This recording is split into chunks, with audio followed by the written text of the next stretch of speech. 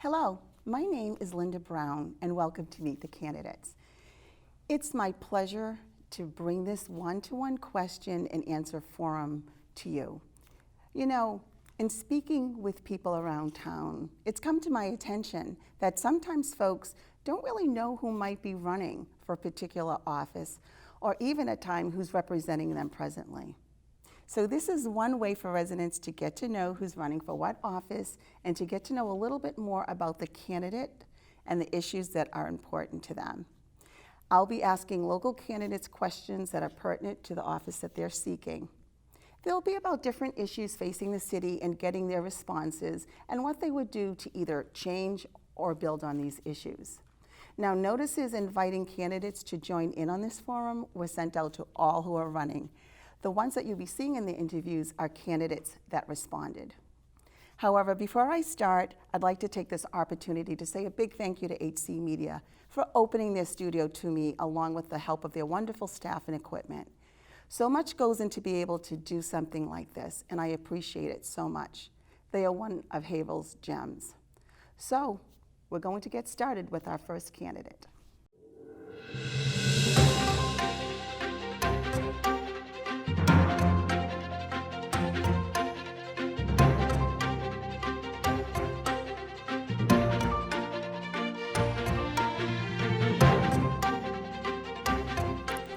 I'm sitting here with Fred Simmons. How are you? Very good. That's good. You are a candidate for City Council. And let's step right in that. Why are you running for City Council? I'm running for City Council because I believe that sometimes everybody gets disconnected at some point in time. And my point is that I believe that I'm a councilor that's going to work really for the people. I know that people are always talking about like stuff for downtown. And I don't want to jump the questions, but I'm just saying go right ahead. There's a lot more that needs to be done. There's a lot of infrastructure that needs to be done around the city of Haverhill. We've done a lot for downtown. Now it's starting to look on the outside of things. Absolutely. Well, let's jump right into that because, you know, I think that's really important to have that vibrant hustle and bustling downtown. It's wonderful to visit, but we obviously have to go home, and Haverhill has tons of different neighborhoods that vary. How do you concentrate on the neighborhoods and bringing some of that into the certain neighborhoods? Whether it could be in Mount Washington, or it could be more a a neighborhood that's a little bit out further from downtown. This is like the stuff that I think sometimes counselors and people in generally, they get disconnected and they don't get engaged with the community anymore. Okay. We need to bring back values, get our churches more involved, tell our people to join in and help make this community even stronger than it is. But some churches are out there, they're doing their work, especially like the Lighthouse, stuff like this. Oh, they do a great job. They have a food pantry and they're very good friends, and it's like, the Mount Washington area alone, it's always been similar. My great-grandparents had a cobbler shop up there when they came over from Sicily. Wow. And my family still lives on Pilling Street. So I'm not disconnected with the neighborhoods because I still go there. They're my family. Your family's you still can't there. pick your family. But they still live in They still live there, and they're great people. Right. Oh, they're wonderful people. I mean, there are wonderful things going on up there, too. But, you know, you're right. Sometimes, obviously, a lot of the focus is downtown. And it's not to say it's not important, Right. because it is. However, we do have so much more in this city that we can kind of focus on. So it's nice that you are wanting to kind of focus out there in the neighborhoods like that, Fred. Let's talk a little bit about how you would kind of balance that out. What do you think that you could do is, you know, the needs of the neighborhoods as far as still keeping that downtown a big focus? One of my number one issues, and it's probably because I'm on the Haverhill Housing Commission, we need to bring more affordable housing. Okay. And these are the issues that I've heard time after time. Rents are too high. We can't afford to live here. We're being squeezed out. We have no place to go. We're getting vouchers. We're in court trying to get eviction because we can't pay our bills. So these are some of the issues that are really hot to Haverhill. And I understand that when the economy goes up, certain people have to raise theirs because taxes go up. They have to raise their rents, you know? So these are some of the things and the issues that are hard hit for the people of Haverhill. And they're very real issues because people shouldn't be Absolutely. having to choose, do I buy food? Am I paying my rent? I mean, and those are really real things that are happening, right? Absolute truth. Oh, that's It's kind of heartbreaking to hear that, because I know I'm on social media a lot, and it is a very real issue I'm for a hoping lot of people people. are talking about it, because if we They are. talk loud enough, we're going to make some changes. Well, changes need to be made like that, right? So we'll see what happens with that. Going back to the behavioral housing Yes. thing, I went to a convention out in Falmouth. That's the National Convention for Housing. Okay. And I talked to the economic development and housing chief, which works for Charlie Baker. And because we're a gateway city, they know they want to bring more businesses, and the businesses that are coming around are slowly going to be starting, Okay. and that's where we need the housing. Sure. If we're going to have people working at these places, we're going to need the housing for them. There you go. One has to support the other, right? So let's talk a little bit about your opinion now of, you said you'd be coming on to the council if you're lucky and have the votes. What is your opinion on the ward councilors versus at large? Do you think that Haverhill should look into making any switch like that? I've had thoughts. I've had mixed opinions. I've done some research. I find that if people are good counselors, they're going to get voting in, whether they're coming from different areas Okay. or whatever. They're actually all focused. We wouldn't be doing this job. Like if I get elected to this job, I'm a public employee. I can't take the salary. Right. So Right. I'm doing this because I really care about Haverhill. Well, see, I think that's a good point, that sometimes that's one of the reasons why I wanted to do something like that, is because sometimes, Fred, people wouldn't know that you're a public Right. servant, right? When I door knock, people ask me, how come you're giving your salary? Are you rich? I says, no, I'm far from that.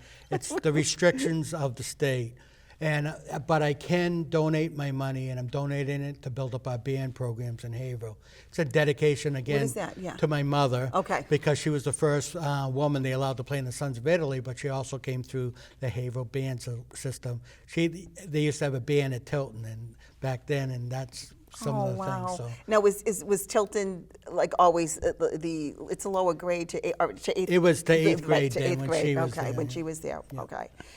So let's talk a little bit about the new technologies that we have coming in. Like, we're very familiar with Uber, Lyft, Airbnb. They're not regulated, so obviously they're not taxed, right? Correct. So do you feel that it would work for Haverhill to maybe get those regulated? They are obviously very I don't popular. like to see too much, but I mean, we should allow a certain amount to come in. And if they're going to work in our cities and towns, we need to have ordinances and set up for new legislation that every city, if they're working in there, they have to pay to those communities that they're servicing. And same as the taxi cab drivers, they Well, live and absolutely. work in this town, and I really respect them because it's a hard thing to do. And I understand people want to make money, and this is another avenue, but they also got to pay to the communities that they service. Well, absolutely, because if in turn we would get that revenue from that, exactly. And we're always looking for new revenue, exactly. So let me ask you, Fred, if new resources magically become available, do you have one area of city services where you would put that money? Well, I'm going to come right out front, and I'm for the marijuana. I believe these establishments are going to bring in a new revenue. In the next 5 years, it doesn't matter if we're saying no here, they're going to be all over the place. Okay. As it is, they're all the way going down the highway of 495. They start at exit 49. There's going to be one at 50, 51, and soon to be 52. There might be two at that. There might be two Right. there, right, exactly. So again, I'm for revenues if they're doing by the appointments and stuff like that. I'm actually in favor of the small businesses, and I'm glad that we have the host agreement that's going to bring in 6% of their sales. And the sales and the revenues, I hope, will go to public safety. Right. And this is some of the reasons why we need it. We're down so many people, like 50 officers, at least in the police, 50 in the fire department. They're getting overtaxed and overworked, and it's going to become a safety hazard. Yeah, we for don't need them Haverhill, out and there we like don't that need either. that. No, we really don't. They do so much, and we depend on them for so much, too. Now, Fred, if elected, we know that, well, I don't know if people know that there are subcommittees that council and women serve on. Is there a particular one that you'd like to serve on? Economic development. Why is that? Because if we bring in more revenues, and it'll keep the residential low base pay down. and it's just a common denominator. And I really hope that by bringing in more businesses, we bring in the housing that Governor Baker has promised. Right. Exactly. So talking a little bit about this, we'll make this short. Are you for a single tax for right across the line for properties, residential properties, commercial properties? Because we know now the commercial properties are taxed at a higher level. Right. What do you think about that? I think it's working well, and especially in other towns. We give a lot of incentives right now, so we're not seeing the full tax base with some people, even though the rates are different. So we do, to attract business, we do give tax incentives. So in order for that to come succeed, hopefully they stay once it goes back online, and they will be paying their share of the business tax. Exactly. So Fred, listen, you are out there. I see you online. You're a busy guy. You do a lot for the city. You've always been involved. I see you out there. If people are interested in getting in touch with you, what are some of the ways? Like, there's a phone number, is there a website, is there a Facebook page? Yes, Facebook page for Haverhill is for Fred Simmons, Haverhill, for City Council for Haverhill. Right. And also just Facebook me, and you can find a page through my pages. You'll be able to see my bio, my experience.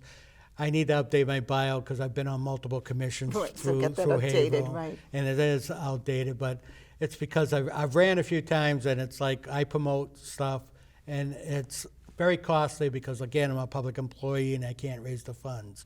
So I do ask for correspondence through my P.O. Box number, elect Fred Simmons, the committee to elect Fred Simmons, at P.O. Box 5399. Any correspondence will be fine. It's only going to move the city forward. Also, I'm having my campaign kickoff. It'll be September 6th, Friday night, post for American Legion. And that will be, there'll be a band, there'll be pizza. Hopefully people will come out. Fantastic. And I'll hear my stick. Well, you've been a wonderful candidate guest here. I really love it. Thank you so much for taking the time and joining me here. I really appreciate it. And the best of luck, Fred, really. Thank you so much. Thank you.